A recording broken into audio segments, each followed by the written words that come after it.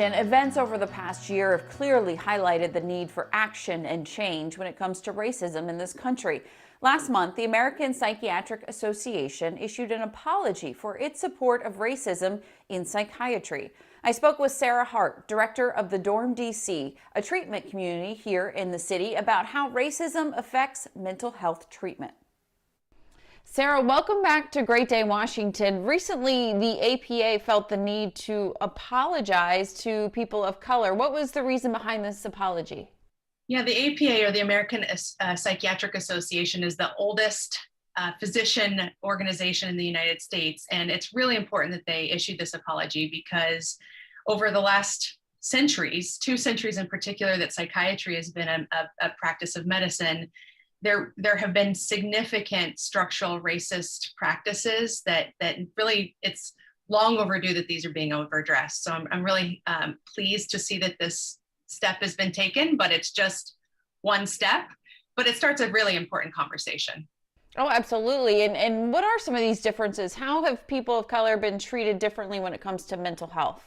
You know, in the long history, so hundreds of years, there's been really clear racial disparities in things like diagnosis in particular. So for instance, many years ago, 200 years ago or 100 years ago, there was a diagnosis for the normal behavior of wanting to escape slavery. So something that any one of us would be driven to want to do was diagnosed and treated, but not treated well. It was treated by locking people away in deplorable conditions. So that's the foundation of this practice. But more recently, over the last many years, there have been really baked in misdiagnoses, disproportional use of things like medication for people of color, Indigenous folks, Black folks in particular. So what ended up happening is that people were often diagnosed with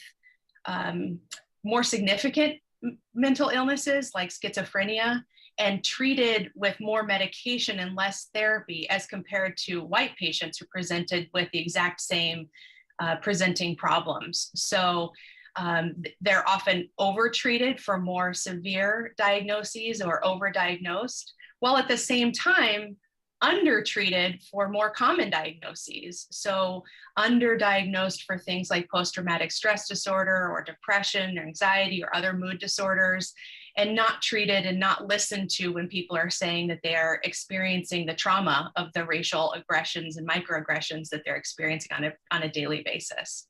Which I'm sure has contributed to the stigma of needing help for mental health and people not going to seek help. You're exactly right. So we know that there are disparities in the ability to access mental health for folks of color, Black people in particular, Indigenous folks as well, partly because of the history of being mistreated in these systems. So I don't blame people for, being a little worried, like, what am I going to get when I show up in this office? Also because the majority of practitioners, myself included, of course, are white folks. And so we really need to take responsibility, those of us who are in the field, who hold white privilege and other privileges, to unravel some of these systematic racist practices, engage in supporting people coming into the field with a more diverse background of identities. And there are lots of systematic things around that too. For instance, most psychotherapy training programs require an unpaid internship as part of the training process. And so that's going to build in barriers to who can come into the field. So it's on both sides, folks accessing treatment and then also the folks providing treatment as well. The change needs to happen. Are you seeing those steps being taken in your profession?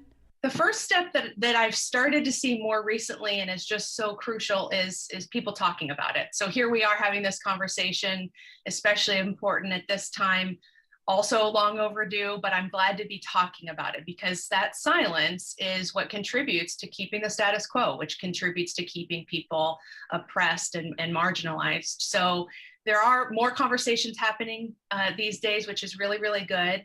People are really starting to try and think about how are they personally contributing? What's happening in the sessions that they're having with folks? How are we assessing people and really looking at disparities of access? And then there are more systematic things that we really need to actively engage in, unlearning things like implicit bias and raising awareness about what are the things that we're looking for based on the visible and invisible identities that we're learning about with our patients. Each step forward is a step headed in the right direction. For more information about the Dorm DC and the services they offer, visit thedorm.com.